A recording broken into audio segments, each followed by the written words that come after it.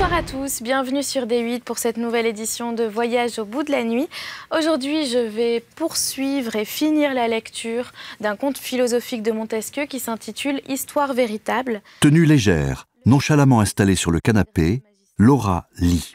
Ses grosses baskets soulignent la nudité suggestive des jambes. La désinvolture de la pose contraste avec le sérieux d'un auteur extrait du panthéon littéraire. Le maître de la maison était un grave magistrat. Et quand il se montrait au public, je l'entendais parler comme aurait pu faire la justice même.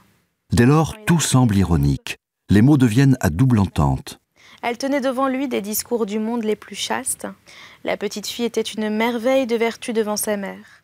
Et la scène évoque, entre le récit et sa narratrice, le libertinage du XVIIIe siècle. Mais elle devint grosse à 15 ans.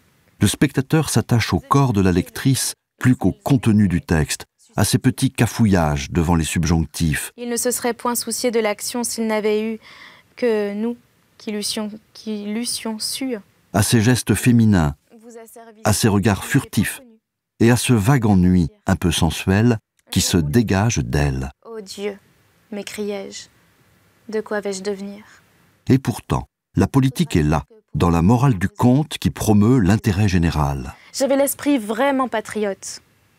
J'aimais mon pays non seulement parce que j'y étais née, mais encore parce qu'il était une portion de cette grande patrie qui est l'univers.